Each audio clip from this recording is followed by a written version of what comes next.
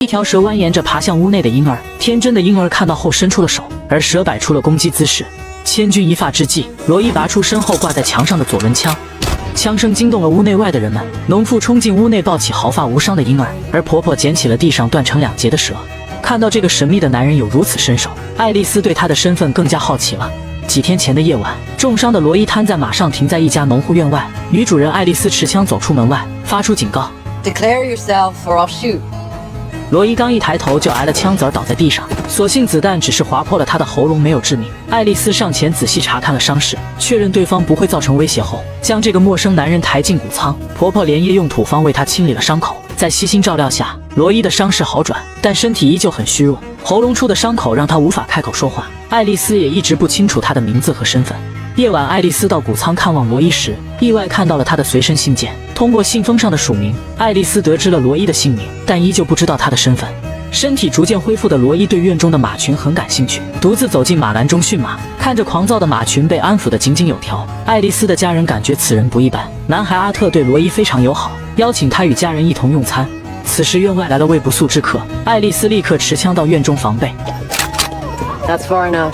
他与镇上居民的关系紧张，很少与外界交际，因此时刻戒备着。来者是一位无助的母亲，她的孩子满身红疹，哭啼不止。由于镇上没有医生，她只好来到镇外求助爱丽丝的婆婆。看着啼哭的婴儿和无助的母亲，爱丽丝决定出手相助。婆婆将婴儿抱进屋内，转身准备草药。此时一条蛇爬向了婴儿，罗伊出手解除了危机。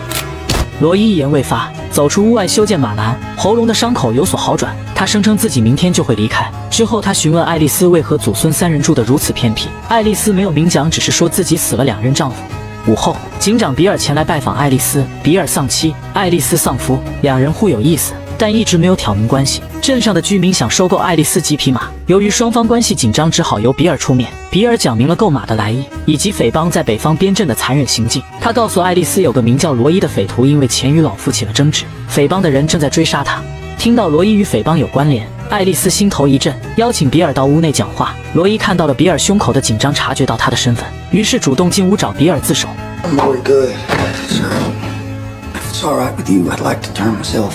比尔对罗伊的身份有些怀疑，眼前的男人并不像个亡命之徒。在简单询问了一些问题后，他将罗伊抓回了镇上。这是一座名副其实的寡妇镇，镇上83位成年男人死于矿难，只留下了年迈的老人和孤苦伶仃的妻儿。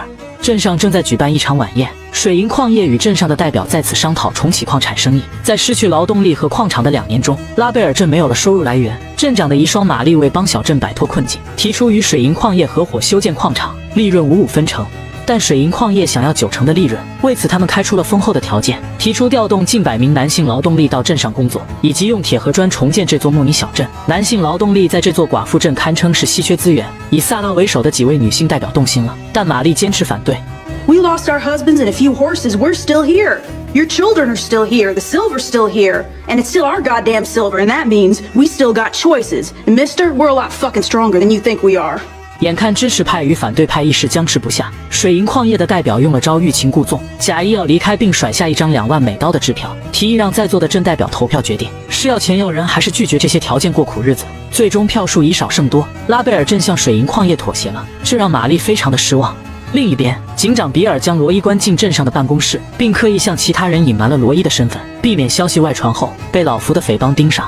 在办公室里，罗伊听副官怀蒂讲述了爱丽丝的往事。在第1任丈夫死于洪灾后，爱丽丝就消失了。几年后，爱丽丝又带着新家庭回到镇上生活，但前夫的农场已被亚萨占领。警长比尔出面帮爱丽丝交涉，却遭到了伏击。在交战中，比尔杀了亚萨的3个儿子，帮爱丽丝拿回了农场。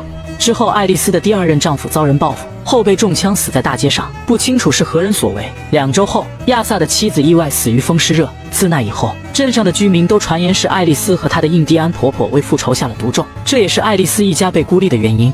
夜晚，镇上来了闹事者，2个流氓骑着马在街道上鸣枪狂奔，警长比尔出门阻止，却平地摔跤，受到了对方的嘲笑。副官怀蒂赶到，2柄快枪喝退了对方。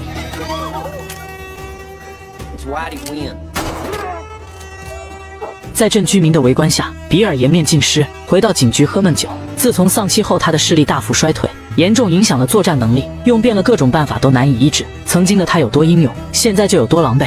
从硬汉到居民口中的懦夫，比尔心中的落差可想而知。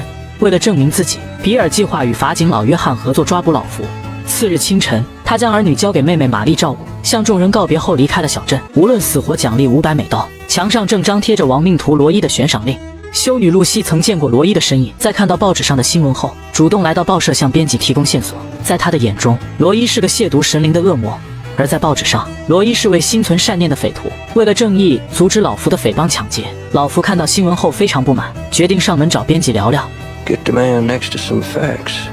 数十名大汉坐在客厅内，不怒自威。老福没有动刀动枪，他很清楚舆论是一股可以借助的力量，于是威胁编辑再写一篇关于罗伊的文章。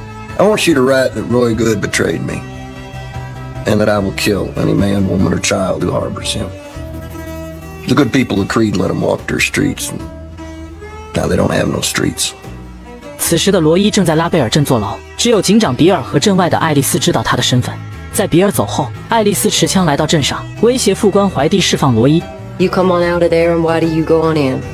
两个男人很懵，不知道爱丽丝有何意图，但身处威胁之下只能照做。爱丽丝的想法其实很简单，家里祖孙3人没人会驯马，她需要找个人来帮忙。在传闻中，罗伊是个危险的亡命徒，但经过之前的相处，爱丽丝认为罗伊不像传闻中的那么冷血。她要求罗伊帮自己驯马，事成后可以用1匹马做报酬，帮他前往那封信的发出地德州。罗伊答应了，但也提出了自己的条件，要伊丽丝教他认字。原来罗伊是个文盲，这也是他迟迟没有将那封随身信拆封的原因之一。另一边，老福的匪帮入侵了一处挪威游客的营地，匪帮与挪威家庭围坐在篝火旁，老福抱着别人的孩子，自顾自地讲述悲痛往事。可怜的挪威人被匪帮大汉围住，紧张地听着老福的长篇大论。夜色已晚，老福主动提出要住在营地上，暴露出了本性。I need you two gentlemen to decide which of your lovely wives is going to visit me in my blankets. 沿路追杀老福的比尔来到一家餐馆歇息，偶遇了一位商人，在这里比尔购买了一副眼镜，并在交谈中得知了匪帮的大致方向。临走前，他向法警老约翰发了封电报，约他到奥兰格镇见面，并告诉他罗伊已被控制，正在拉贝尔镇上。清晨醒来，老福精神抖擞，露营地冒出了很多苍蝇。疑惑中，老福沿着飞虫方向走去，发现是那条腐烂的断臂引来的。解开包裹，断臂指着北边的奥兰格镇，老福心中有了目标。Let's go to Olagrand. 峡谷前果然有多具匪徒的尸体。警长比尔根据线索来到此处，正如罗伊所说，他曾与匪帮再次展开过一场激战。根据现场的痕迹，比尔在脑中复盘了那场火并。在追击中，匪帮开枪打伤了罗伊，迫使他松开了那只背着赃款的马。而在长途跋涉的追击下，罗伊的坐骑也早已精疲力尽，他明白这匹马撑不下去了，选择用子弹让他解脱。之后，罗伊借势倒地，以马的遗骸做掩护，向匪帮反击。一杆长枪，一只左轮，罗伊在不到1分钟的时间里干掉了7名匪徒，但这仍旧无法阻止匪帮的攻势。大批人马飞奔而来，罗伊决定擒贼先擒王，捡起长枪瞄准了老福，犹豫片刻后开枪打伤了对方的左臂。匪首老福身负重伤，流血不止，匪徒士气大减，选择撤退为老福治伤。罗伊因此逃脱，而这场火并也成了匪帮血洗克里德镇的导火索。警长比尔正在追捕匪首老福，沿着匪帮的踪迹，他偶遇了挪威游客一行人。这家人曾与匪帮有过交流，匪首老福昨晚对他们的欺辱还历历在目。比尔从他们口中得知，老福正在前往奥兰格镇，而这正是比尔在电报中与法警老约翰约定的见面地点。他预感到有场大战将一触即发。另一边，法警老约翰找到水银矿业的代理，他要求水银矿业加强拉贝尔镇的安保，因为那里的居民大多为女性，而且执法人员稀缺，难以承受匪帮的袭击。代理已经雇佣了一支安保队，所以没有将老约翰的提醒放在心上。队长罗根非常自信，认为自己有能力对付老福。老约翰准备离开时，鲍童将比尔的电报递给了他，然后伸手讨要小费。老约翰没有理会，将看完的纸条塞给鲍童后赶往奥兰格镇。编辑站在门口恰好看到了这一幕，喊来鲍童后看到了电报的内容。拉贝尔镇上，囚房里的副官怀蒂被玛丽解救。在得知爱丽丝私放犯人后，众人来找他兴师问罪，两人最终达成了交易，用低价收购马群来交换罗伊的释放。在人们眼中，罗伊只是个普通罪犯，因此没人放在心上。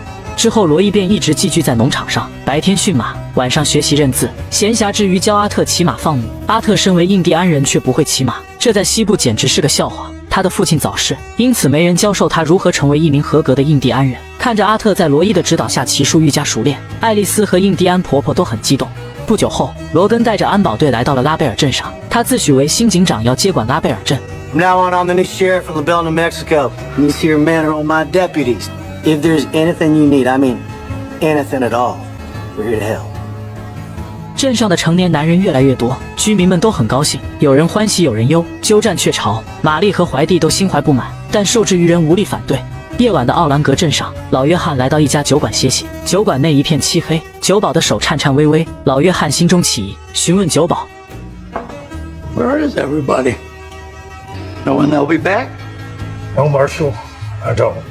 酒保无心的回复暴露了老约翰的身份。此时酒馆的一角突然燃起蜡烛，在老约翰的身后，老福和他的匪帮身处暗中等候已久。 Marshal. 枪声响起，西部法警的传奇在此谢幕。这间小屋里躺满了天花病人，匪首老福推门而入，凄惨的场景让他大吃一惊。 Say Jesus. 屋里只有一个女孩在照顾病人，可显然她也撑不了多久了。女孩误以为眼前的白胡子老头是个牧师，恳求他在离开前为病人们做个祷告。 Could you at least say a prayer for us before you go? I ain't leaving you, child. 匪徒兄弟建议烧了这个地方，彻底阻绝这些病人。可老福却罕见地动了善心，他安排匪帮到河边扎营休息，自己则留在小屋内帮女孩照顾病人。老福对待病人的仁慈模样，很难让人联想到他曾在一座小镇实施过屠杀。次日上午，老福带着匪帮离开，留下了整洁的小屋和屋后一座座整齐的坟墓。在老福看来，这就是天花病人最好的归宿。警长比尔正一路尾随着匪帮，他计划在奥兰格镇上与法警老约翰合作抓捕老福。然而等他赶到小镇时，却只看到了老约翰的尸体。镇上的军团在外执行任务，治安官没有能力与匪帮作战，因此放任匪帮进城。在他们杀死老约翰后，又任由其离开。听说了治安官的软弱行径，比尔怒其不争，心里暗暗发誓要为老约翰报仇。他离开小镇，继续沿着匪帮的踪迹前进。在一条河边，比尔迎面撞上了同样在此歇脚的匪帮，见到了心心念念的匪首老福，可他却退缩了。对方人多势众，比尔盖住胸口的警徽谎称自己只是过路人，但这难以逃过匪徒们的眼睛。在老福的持枪威胁下，比尔坦诚了自己的身份。 You the law? I am. 与法警老约翰不同，比尔对匪帮来说没有任何的威慑力。老福收起了枪，带着匪帮从比尔的面前离开。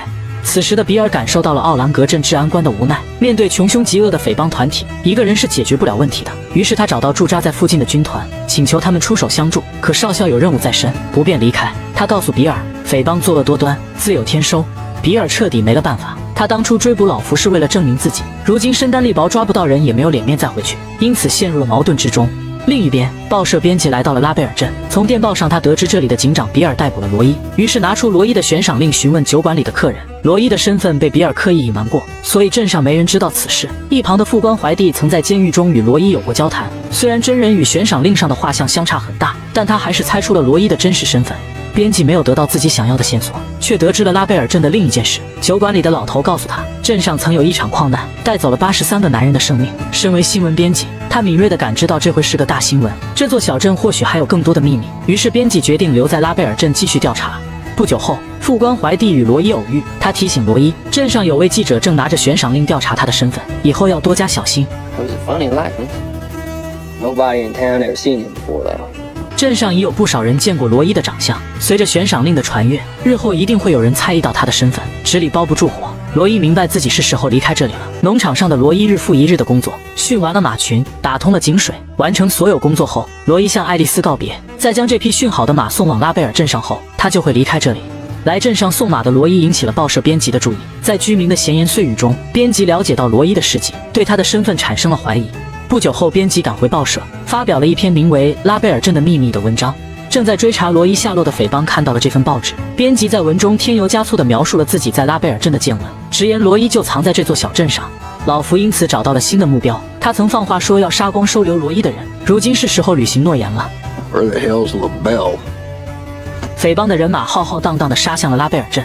而此时的罗伊已经离开小镇，一方面是他担心身份暴露给这里的居民带来灭顶之灾，另一方面是他终于打开了那封随身信。在爱丽丝家学习认字多日，罗伊已经能读懂信的内容。信中兄长吉姆为自己的失责向罗伊道歉，并在信尾留下住址，邀请他前来一同生活。多年来，罗伊心中一直认为兄长吉姆抛弃了他。看到信中的内容后，他才知道这是一场误会。罗伊彻底解开了心结，骑着马上了路。拉贝尔镇的几位代表也看到了报纸上的文章，此时他们才明白，爱丽丝农场上的那位马夫就是大名鼎鼎的亡命徒罗伊。众人立即来到镇外的农场找人，却只得到了他离开这里的消息。代表们心里清楚，向匪徒们解释是没有用的，小镇将会遭遇一场屠杀，他们需要拿出应对措施。罗根声称要召集更多人手对付老福，带着保安队率先离开。人们对他的说辞半信半疑。玛丽提议居民们转移到镇外暂时躲避，并建议爱丽丝跟着大部队一块离开，但爱丽丝拒绝了，因为儿子阿特不见了，她还要去找。代表们回到镇上准备组织居民离开，却发现车马行中的马被人偷走了。玛丽明白这是保安队所为，目的就是要居民们待在镇上，防止这里的矿业遭受损失。最后的逃亡之路被人切断，拉贝尔镇只能背水一战。玛丽要求居民们上缴家中的武器，按人头分配埋伏匪帮。怀蒂找镇外的黑村帮忙，那里的居民都曾参加过战争，有很强的作战能力，但人们对他不理不睬，这让他非常沮丧。另一边，罗伊骑马来到一座陵园，这是他埋葬父亲的地方。在之前的逃亡中，他将所有的装备都藏进了这座坟墓里，如今是时候取出来了。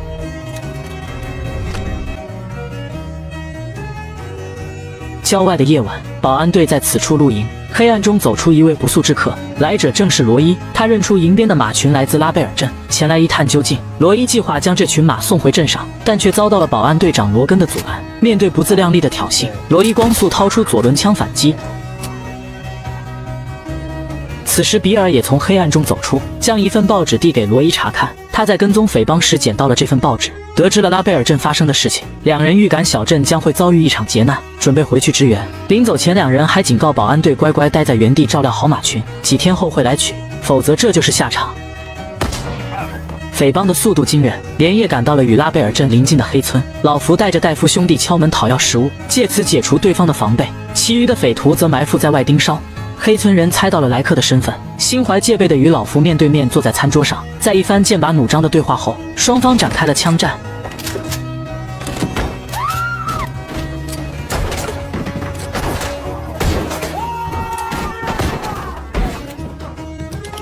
黑村人由于人手不够以及准备不足败下阵来，全员死在了小屋内。失去了主心骨的黑村惨遭屠杀，女孩从地道中逃脱，在怀蒂的帮助下逃往了拉贝尔镇。小镇上的寡妇们排队领枪，气氛悲伤。根据玛丽的安排，他们将埋伏在镇上唯一的砖铁楼内，与穷凶极恶的匪帮火并。镇外，匪帮屠杀了黑村的所有村民。爱丽丝外出寻找儿子阿特时，看到了这里凄惨的景象，立刻赶往拉贝尔镇报信。看到居民们都在拿枪备战，爱丽丝决定留下加入。荒原上黄沙飞扬，老福带着匪帮冲进镇上，副官怀蒂全副武装，闪亮登场。不料刚出门，一柄飞刀插进胸膛，倒在了地上。匪徒们沿街搜寻，找不到镇上的居民，最后都聚集在砖铁楼前，与埋伏在屋内的女人们隔窗对视。Hello, ladies. 屋顶上的玛丽率先发难，一枪放倒戴夫小弟，双方就此展开了火并。居民们虽然人数众多，但大多为女性且枪法不准，只能提供火力压制，无法击杀对手。匪徒们暂时无法攻下这座砖铁楼，于是放火点燃了街道上的其他木屋，利用烟雾混淆视线，直到火力减弱后，匪徒们骑马冲进了小楼中。失去火力压制的居民无力反抗，死的死，伤的伤，只有枪法精准的玛丽与爱丽丝在坚持反击。面对着剩余的20多名匪徒，他们似乎已经预见到了自己的死亡。在黄沙与硝烟中，比尔和罗伊赶到了小镇上，两人一左一右包夹了匪帮，烈马与快枪，罗伊犹如战神附体，杀进人群之中，与对面的比尔会合。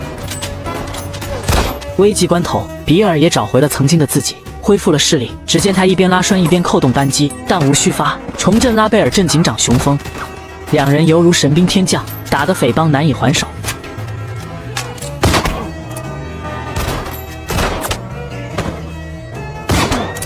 屋内的居民们趁此反击，重创了街道上的匪徒。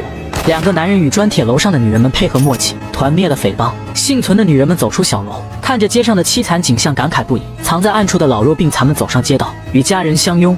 难以置信，一座以女性居民为主的小镇竟然打赢了臭名昭著的匪帮。罗伊清点人头时没有找到匪首老福，骑马追出镇外。逃窜的老福遇到了树林中的阿特，阿特正跪坐在马旁哭泣。他在骑马下坡时撞到树上，坐骑因此受了重伤。老福走到男孩身边，掏出枪递给了他。这匹马已经废了，老福让阿特帮马彻底解脱。